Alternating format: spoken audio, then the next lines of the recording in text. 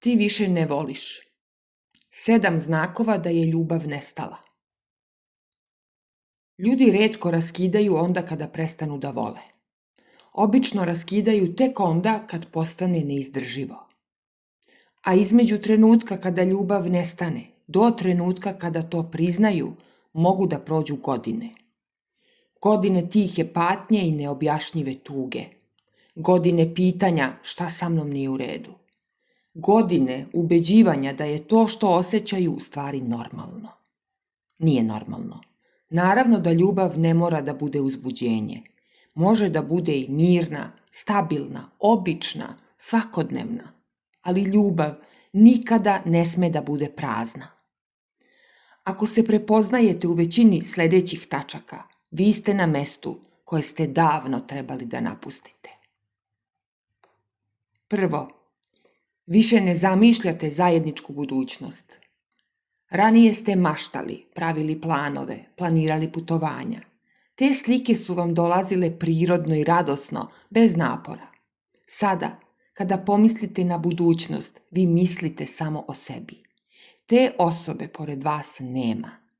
Ne razmišljate o njoj, ne planirate sa njom, ne vidite je više kao deo svog života. Ovo je važan pokazatelj i znak da je vaš unutrašnji kompas već okrenut u drugom smeru. Vaša podsvest je prestala da povezuje svoju sreću sa tom osobom, a podsvest uglavnom ne laže.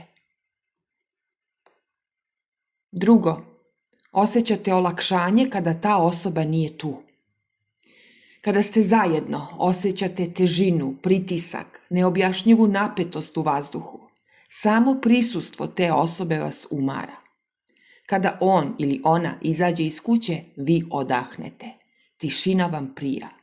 Sloboda i mir koje osjetite kada ste sami govore vam kako stvari stvarno stoje. Možda ste primetili da vam se raspoloženje poboljša, vrati vam se volja za životom i radom kada ta osoba nije pored vas. Da, ljubav može da bude naporna, može i da umori, ali ne bi trebalo da vas guši. Kada vam sopstveni dom postane mesto odakle bežite, nešto nije u redu. 3. Prestali ste da se svađate i to vas uopšte ne brine. Parovi koji imaju oko čega da se svađaju još uvek imaju strast. Kod njih i dalje postoji nešto što im je važno. Svađa nije uvek loša i često je pokazatelj da vam je stalo. Kada potpuno prestanete da se svađate, to ne znači da ste dostigli unutrašnji mir, već da vam je postalo svejedno. Prestali ste da očekujete, da se ljutite, da zamerate. U vama više nema ni snage, ni želje za tu drugu osobu. Ravnodušnost je siguran znak kraja. 4. Ne delite svakodnevne sitnice. Sećate se kako ste nekad odmah morali da ispričate nešto što vam se desilo. Sa tom osobom delili ste svoje nade, tuge, radosti i smeh.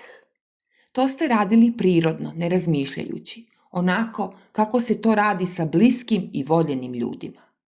Sada vam je teško da pričate, jednostavno vam ništa više ne pada na pamet.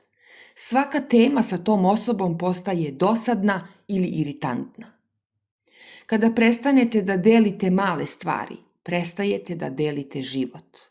Jer život se upravo i sastoji od tih sitnica, od običnih dana, običnih utisaka, običnih rečenica. Kada njih nema, nema ničega. 5. Fizička bliskost vam je postala obaveza. Ovde ne govorimo o strasti. Strast dolazi i prolazi. Normalno je da postoje periodi kada je ima manje. To nije problem. Govorimo o tome da vam dodir te osobe više nije prijatan. Zagrljaj je mehanički, poljubac je foliranje. Seks je nešto što treba da se odradi da ne bi bilo neprijatnih pitanja i razgovora. Brojite koliko puta mesečno morate to da uradite da bi sve izgledalo normalno. Kada fizička bliskost postane dužnost, nije problem u libidu. Problem je u nedostatku ljubavi. Telo vas ne sluša jer vaše srce više nije u tome. I tu ne pomaže da se trudite. Neće da prođe ako se vi više potrudite. 6. Sve što uradi ta osoba vas nervira.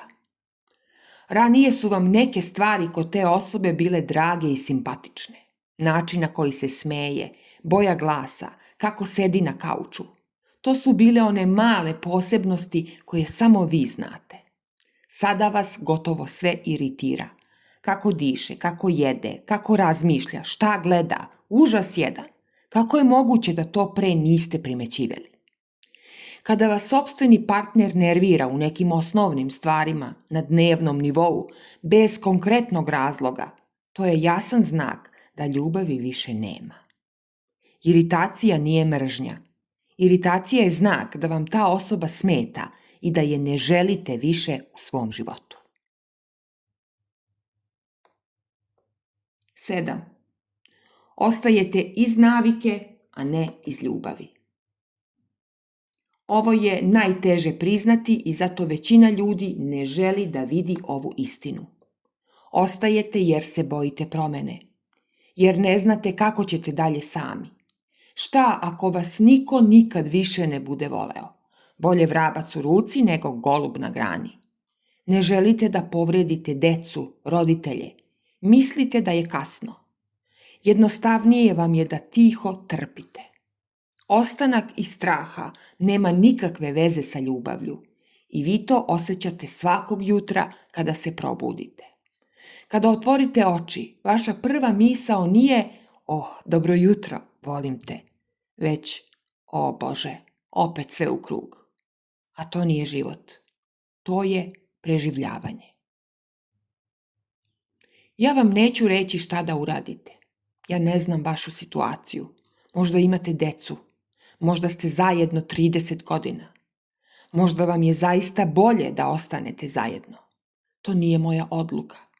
Ali ako ste čuli ovih 7 tačaka i u većini prepoznali sebe, bar budite iskreni prema sebi. Priznajte, ja više ne volim. Ne morate to nikome da kažete. Ne morate sutra da pakujete kofere, ali nemojte ni sebi da lažete. Jer laž koju sebi pričate može da zaboli više od svake samoće. Ne paničite, niste ni prvi ni poslednji. Samo ste postali svesni nečega što je već odavno tu. A svesnost, ma koliko neprijatna bila, uvek je dar. Više ne morate da se pitate šta sa mnom nije u redu. Sa vama je sve u redu, samo se vaša ljubav završila. I to je ljudski. Tragedija nije u tome što ljubav prođe. Tragedija je nastaviti život kao da je sve u redu. Dozvolite sebi da priznate istinu. Ne mora niko drugi da je zna, samo vi. To je prvi i najteži korak. A sve posle toga, odluke, razgovori, promene, doći će kada budete spremni. Počnite od ovog priznanja. I to je sasvim dovoljno za danas. Pitanje za sve koji su poslušali video. Da li ostajete u vezi ili braku i kada ljubav prođe ili to nije vaša varijanta? Napišite u komentarima. A ako vam se video dopao, podelite ga sa drugima i na svojim društvenim mrežama.